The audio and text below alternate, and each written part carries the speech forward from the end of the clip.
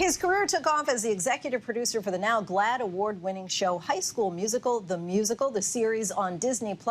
Now his New York Times notable book, Better Nate Than Ever, about a 13-year-old boy with big Broadway dreams, has been transformed for the silver screen. Here's a sneak peek. Wow.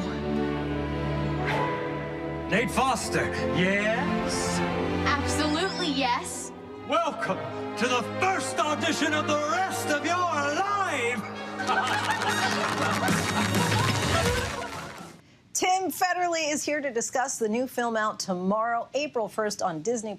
Welcome to the show, Tim. So excited to be here. Thank you, Linsey. So this story really feels genuine and certainly like it comes from a place of authenticity. Why do you feel that it's so important to provide stories like this to young audiences in particular? I think all kinds of kids deserve all kinds of stories. When I pitched this movie to Disney, I pitched it as Ferris Bueller meets Billy Elliot. So it's got that real sort of wish fulfillment adventure feel, but I wanted to put a real theater kid at the center of it. That's who I was as a kid, and I didn't see myself on screen growing up. And when you started publishing it, when you were initially pitching the Nate trilogy, did you ever anticipate turning the book into a feature film? No, I really didn't. You know, I had one dream as a kid, which is I wanted to grow up and dance on Broadway. And, you know, one of the things I've learned growing up is you're allowed to have new dreams. And I hope that's something that the audience takes away, too, which is your dreams don't stop even when you stop growing. How were you able to narrow down the best moments from your book? Try to do a highlights reel, you know, like Adventures in Babysitting. I was thinking, like, what would the trailer of this movie be? And the trailer wants to be a kid singing in Times Square and dancing underneath a dinosaur at the Natural History Museum. So you sort of start with that. And then you find a cast like this, Lisa Kudrow, Joshua Bassett, and then a couple of these brand new kids who I can't wait for the world to discover. And you sort of just step back and let them fly. And you have said that this is a semi-biographical love letter to Broadway and dorks everywhere. Tell us what that means for you and what it's like to really pour a personal part of yourself into a project like this. You know, everything that got me picked on in middle school gets me paid now. Oh. And when I was a kid, I was chosen last for dodgeball. I never had the right table to sit at in the cafeteria. And I think it's really important that you don't peak in middle school. If you peak in middle school, there's nowhere to go. So I wanted to dig back to some of the tougher times in my life and ultimately tell the story on the other side of it, which is when you find your people, you really find yourself.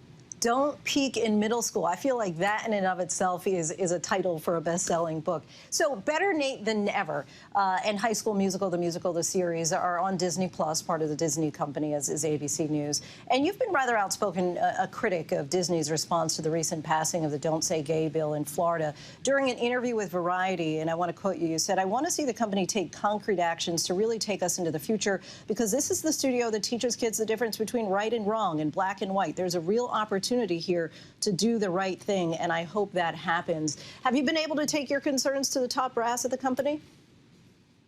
I have, and you know, I received so many phone calls from within the company, from executives calling to say, we've got your back. And I do feel that, you know, at a creative level, High School Musical won the GLAAD award. I've been lucky enough to employ queer directors and actors and tell stories that I really do think are inclusive.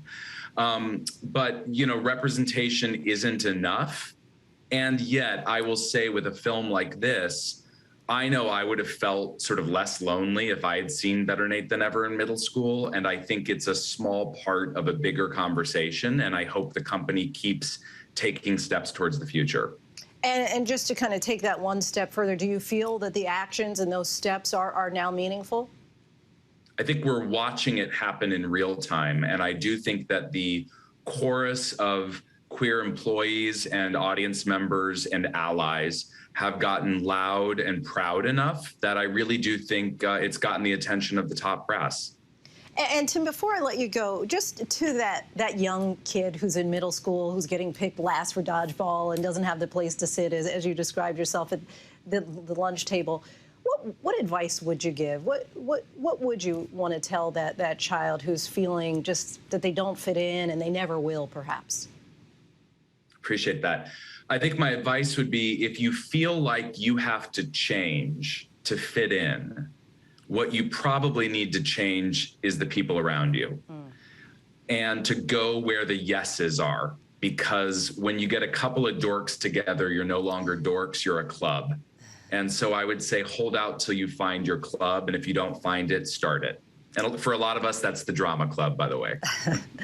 Go where the yeses are. I love that. Again, advice that all of us can live by. Better Nate Than Ever can be seen exclusively on Disney Plus starting tomorrow. Tim Federle, such a joy and privilege to have you on the show. Thanks so much. Thank you so much. A thrill to be here. Thank you. Hi, everyone. George Stephanopoulos here. Thanks for checking out the ABC News YouTube channel. If you'd like to get more videos, show highlights, and watch live event coverage, click on the right over here to subscribe to our channel. And don't forget to download the ABC News app for breaking news alerts. Thanks for watching.